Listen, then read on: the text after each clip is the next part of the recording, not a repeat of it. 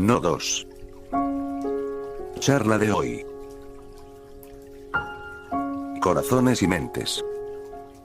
Amado maestro, me siento tan lleno por dentro que me desborda y, a la vez, tan vacío que me asusta.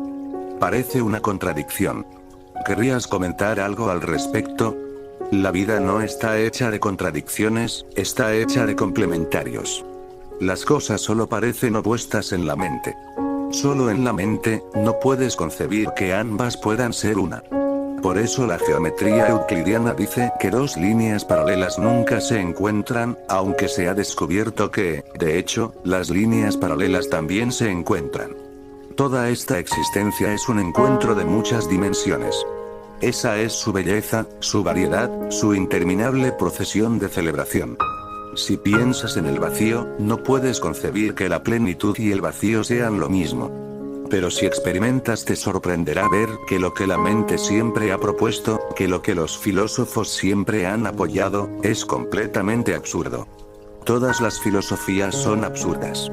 Solo la experiencia es verdad, no las consideraciones teóricas acerca de la experiencia. Inculcamos contradicciones en las mentes de la gente. Vacío y plenitud son absolutamente contradictorios. Pero, cuando llegas a un punto de meditación profunda, de repente, te sorprendes y también te asustas de tu condicionamiento. No se supone que vacío y plenitud sean uno. Pero a la existencia no le importa lo que digan vuestros filósofos, ella sigue su propio camino. Cuando estás completamente vacío, también estás completamente lleno, rebosante. De hecho, el propio vacío se convierte en una gran plenitud. En cierto modo, puedes llamarlo vacío. Por ejemplo, si sacas de tu casa todos los muebles y todos los trastos que la gente suele acumular, a todo el mundo le encanta acumular. Si sacas todos los trastos, la habitación, la casa estará vacía de trastos, pero, en lo que a ella respecta, será la primera vez que esté llena de sí misma. Todos esos muebles y demás trastos estaban anulando su plenitud. Lo normal es que el meditador llegue a un punto en el que se haya deshecho de todos los trastos de la mente y, de repente, vea que el vacío está ahí. También existe una plenitud para la que no hay ninguna explicación lógica. Pero no es, en absoluto, un proceso lógico. Tu experiencia es enormemente significativa. Demuestra que has tocado un punto profundo en el que los opuestos se encuentran y se mezclan, en el que los enemigos se convierten en amigos, en el que la vida y la muerte son una, en el que el vacío y la plenitud no son dos cosas separadas, sino solo dos nombres separados creados por la mente. La mente es muy pequeña, no puede concebir el fenómeno tan enorme de que la vida y la muerte sea una, de que el vacío y la plenitud sea uno. Puede concebir que el vacío sea vacío y la plenitud sea plenitud. Esos son discriminaciones de la mente. La meditación abre las puertas a un mundo inmenso, existencial, no teórico donde, por primera vez, de repente y para tu sorpresa, el vacío y la plenitud son uno, la vida y la muerte son una, el hombre y la mujer son uno. Pero no es una cuestión de ser o no ser. Ambos son uno, diferentes nombres para la misma realidad. Así que no pienses en términos de contradicción. Eso es la mente interfiriendo en tu meditación. Tienes que estar muy alerta. La mente es astuta. Lo intenta por todos los medios, porque por todos los sistemas educativos y todas las sociedades la han adiestrado muy bien. Cuanto mayor sea el adiestramiento de la mente de un hombre para ser lógica, más intelectual es considerado el hombre. Cuando, en realidad, se ha alejado de la existencia y tiene muy pocas probabilidades de retorno. El intelecto y la inteligencia son cosas muy distintas. El intelecto divide las cosas en opuestos. La inteligencia penetra en los opuestos y construye puentes. La meditación es la forma más elevada de la inteligencia, porque es la forma más elevada de la conciencia. Cada vez irás llegando a más puntos de ese estilo. Esto es solo el principio. Dile a la mente, esto no es asunto tuyo.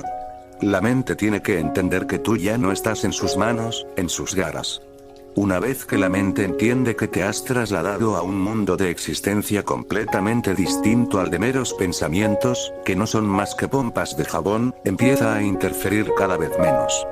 El día que la mente deja de interferir y acepta por completo incluso las grandes contradicciones como que vida y muerte es una, sin la menor duda, habrás llegado a casa. Esta es una gran experiencia en el camino de la meditación, pero la mente intentará generar duda por todos los medios. Escucha siempre a la existencia, nunca a la mente, porque la mente es producto de la sociedad. La sociedad te ha estado adiestrando durante años, así que es algo que está muy integrado, pero ha arruinado tu pureza, tu claridad. La meditación, simplemente, está reclamando tu sencillez, tu silencio, tu receptividad, donde todas las contradicciones se disuelven entre sí, no como enemigas sino como amigas. Comparada con la inmensidad de la existencia, la mente es una cosa muy pequeña. No es capaz de entender que las contradicciones están profundamente enamoradas entre sí. No solo es que estén enamoradas, es que, en realidad, son una. Esta experiencia de unidad te proporcionará una felicidad, una paz, una ausencia de tensiones, como no has experimentado nunca antes. Con esos mismos ojos, empezarás a mirar al mundo con una mirada diferente. La meditación, simplemente, cambia tu visión, tu forma de ver, tu forma de entender. Toda esta existencia es una relación amorosa. Es un maravilloso equilibrio entre los opuestos, la mente ve los opuestos pero no el equilibrio. No ve más allá de las aparentes oposiciones. Por cada 100 niñas que nacen alrededor de 115 niños. Parece que no cuadra, 15 niños de más, pero la existencia es más lista que tú. Antes de llegar a la edad de madurez sexual, esos 15 niños de más habrán desaparecido. De hecho, empezarán a desaparecer, a morir, antes de cumplir 2 años. La naturaleza produce esos 15 niños de más para que, cuando lleguen a la edad de contraer matrimonio, haya paridad, igualdad en el número de hombres y mujeres. La naturaleza tiene su propia sabiduría. Es muy extraño, al principio del siglo XX, en países pobres como la India, 9 de cada 10 niños morían antes de cumplir 2 años. Solo sobrevivía uno. Pero, también entonces, la naturaleza mantenía el equilibrio. Nacían más niños y menos niñas. Se tiene que mantener el equilibrio, la proporción. Con los avances de la medicina, la situación ha cambiado. Hoy día ocurre justo lo contrario. De cada 10 niños que nacen, solo muere uno, 9 sobreviven. Cómo la naturaleza sabe que la situación ha cambiado y tiene que ajustar la producción a la nueva situación es un gran misterio. Pero el equilibrio se mantiene. Se ha mantenido desde siempre. Quizá ambos procedan de la misma fuente, quizá sean dos ramas de una realidad. Pero lo que está claro es que el hombre ha perturbado el equilibrio. Existen países y religiones que permiten al hombre tener 4 esposas. Pero claro, si un hombre se casa con 4 mujeres, ¿qué ocurrirá con los otros 3 hombres que no tendrán más remedio que seguir célibes forzosamente? Eso ocurrió en países cuyos hombres estaban continuamente guerreando entre sí, matándose entre sí. A las mujeres del enemigo las violaban pero no las mataban. Solo asesinaban a los hombres. Así que, naturalmente, había pocos hombres. El número de mujeres era 4 veces superior al de los hombres. Este tipo de situaciones estúpidas genera moralidades arbitrarias. En la actualidad, esas comunidades se han extendido por todo el mundo. La situación es bien distinta, pero ellos insisten en que, según su religión, tienen derecho a casarse con 4 mujeres. Pero si te casas con 4 mujeres, inevitablemente, estarás generando corrupción en la sociedad. Esos 3 hombres empezarán a enamorarse de las mujeres de otros hombres. Es irremediable. Esos 3 hombres necesitarán prostitutas. Porque si no, ¿qué harían con su energía vital? Todo tipo de perversiones, pero esas perversiones son producidas por el hombre. Ajustándose la sabiduría de la naturaleza, no hay nada pervertido. Todas las cosas son muy simples, se fusionan, muy silenciosamente, unas con otras. En la existencia no hay conflicto. Yo os aseguro que no existen ni Dios ni el diablo. El diablo fue creado por las mismas personas que crearon a Dios, porque no podían concebir la existencia de Dios sin su polo opuesto. Todas las cosas tienen un polo opuesto. Ni siquiera Friedrich Nietzsche se dio cuenta cuando dijo, Dios ha muerto. Se olvidó del diablo. El diablo continúa vivo porque nadie ha declarado su muerte. Yo declaro que ambos eran dos caras de la misma ficción. Al morir Dios, no se necesita para nada al diablo. Si no existe otro mundo, un paraíso, no se necesita ningún infierno. Se trata de polaridades creadas por el hombre. Viendo que la existencia siempre vive en polaridades, contradicciones, al hombre le cuesta aceptar que solo exista el cielo. ¿Qué ocurre con los pecadores entonces? Pero la verdad es que el santo y el pecador no son opuestos. En el fondo, dependen el uno del otro. Si no existieran los pecadores, todos los santos desaparecerían. Si no existieran los santos, tampoco existirían los pecadores. No son contradicciones. Son, simplemente, dos partes de una hermosa polaridad y equilibrio.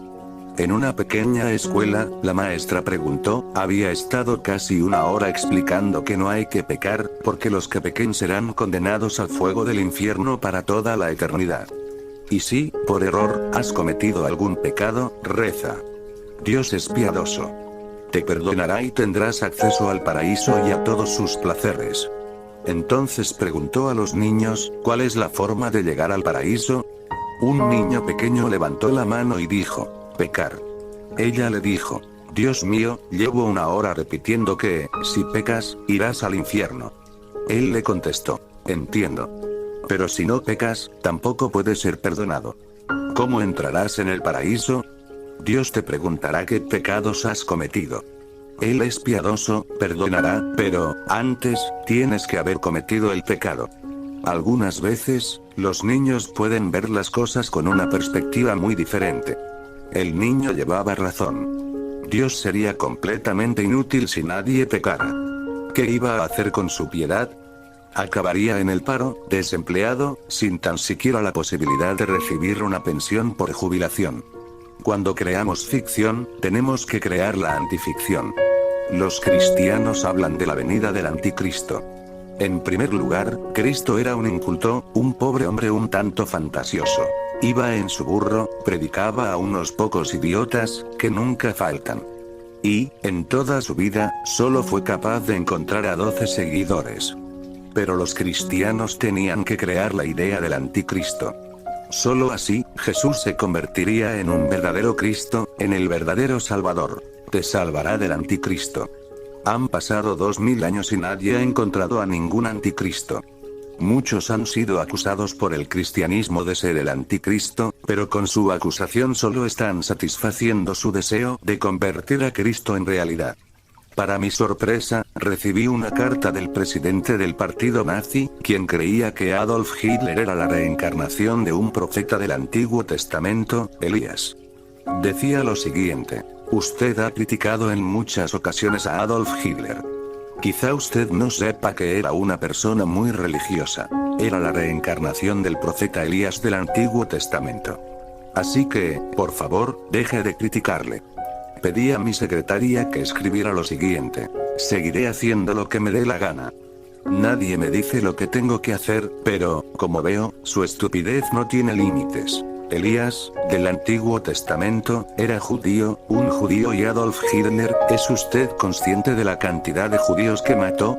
6 millones. Una gran reencarnación de Elías, el profeta judío matando a judíos. Debió de darse cuenta de la ironía porque no me contestó. Pero se pueden encontrar idiotas que incluso se crean que Adolf Hitler era un hombre religioso. En su vida no hay nada por lo que se le pueda considerar religioso. Tienen que remontarse al oxidado Antiguo Testamento para encontrar una figura que nadie recuerda, Elías. Y convierten a Hitler en su encarnación. Si hubiese sido la encarnación de Elías, habría matado a alemanes en vez de a judíos. ¿Y cuál fue el motivo de Hitler para la matanza de judíos? Que los judíos eran la causa de toda la desdicha y el sufrimiento en el mundo. Una extraña causa, porque aquí casi la mitad de vosotros sois judíos, y no veo que ningún judío esté causando sufrimiento o desdicha a nadie. A mí, me parecen personas encantadoras. Recuerdo, un rabino estaba dando su paseo matutino y se cruzó con Adolf Hitler. Este le preguntó: Rabino, ¿estás de acuerdo conmigo o no? El rabino contestó: estoy absolutamente de acuerdo contigo. El mundo está lleno de desdicha y sufrimiento porque la gente utiliza bicicletas. Destruye todas las bicicletas y verás como todo el mundo se convierte en un paraíso. Es la misma idea, y está volviendo a surgir. En Japón no hay muchos judíos, pero han aparecido dos libros muy importantes, y que están teniendo mucho éxito, que hablan de que el mundo va hacia la destrucción por culpa de una conspiración judía. Es extraño, al hombre se le puede convencer con cualquier idea estúpida. A un anciano judío que se estaba muriendo le dijo su mujer: reza tu última oración a Dios. Él contestó: ya estoy rezando. Estaba rezando en voz baja, pero ahora lo haré en voz alta para que me oigáis todos. Dios, tú elegiste al pueblo judío, pero ya va siendo hora de que elijas a otro. Nosotros ya hemos sufrido bastante. Es cierto que, de algún modo, la culpa la tiene Moisés por inculcar a los judíos la idea de que son el pueblo elegido de Dios. Les da un aire de superioridad. Eso hiere a todo el mundo, y especialmente a los que tienen una idea similar. Los hindúes también creen ser el pueblo elegido de Dios. Dicen que Dios dio a los hindúes su primer libro, el Rig Veda. Pero Hitler debía de sentirse muy inferior. Si los judíos son el pueblo elegido de Dios, entonces ¿quiénes son los alemanes? Había que encontrar algún modo, alguna forma. Y Hitler la encontró. Envió a gente a la India y a Tíbet a buscar algo con lo que poder declarar su superioridad. Descubrió que el jainismo en la India es la religión más antigua del mundo, y que su símbolo es la esvástica. Hitler escogió ese símbolo y proclamó que los alemanes lo habían recibido antes. Esa era la prueba de que ellos eran el pueblo elegido. Empezó a llamar arios a los alemanes. Así es como los hindúes y los jainistas se llamaban a sí mismos, arios. Nunca antes se había oído decir que los alemanes fuesen arios. Pero los arios son la raza más antigua, y es posible que los alemanes sean una de las ramas de los arios. Declarándose ario y adoptando el símbolo de la esvástica, Hitler proclamó su superioridad sobre los judíos. Y como tenía el poder, mató a 6 millones de judíos. Solo han pasado unas décadas y, de nuevo, hay idiotas escribiendo libros que hablan de la existencia de una conspiración internacional judía. Los judíos se han extendido por todo el mundo. La verdad es que no tienen poder y se enfrentan a graves problemas en Israel. Pero, en vez de ver la realidad, la gente siempre encuentra excusas. Existe una conspiración judía. Los judíos deben ser erradicados del mundo, entonces el mundo será feliz. Eso no tiene ninguna lógica. La misma lógica que la idea de que destruyendo todas las bicicletas, de repente, el mundo será más abundante, más fuerte, más saludable. Esos libros son grandes éxitos. En Japón, donde hay tan pocos judíos. Eso es peligroso. No creía que todavía existiese un partido nazi, que todavía hubiese personas que pudiesen considerar a Adolf Hitler un líder religioso. Asesinó a 6 millones de judíos. La cifra total de muertos en la Segunda Guerra Mundial, por su culpa, llegó a los 52 millones. Esos criminales, así que pedí a mis amigos que me contaran lo que sabían del partido y de su programa. Su programa consistía en esperar la reencarnación de Adolf Hitler. En vez de emplear sus energías y su inteligencia en convertirse en seres más hermosos y graciosos, la gente se dedica a destruir la misma energía que podría haber producido una gran transformación e iluminación en ellos. Así que no permitas, ni por un momento, que la mente interfiera en tu meditación. La meditación es muy delicada y, al principio, muy frágil. La mente tiene casi 10 millones de años. Es muy fuerte, muy tenaz.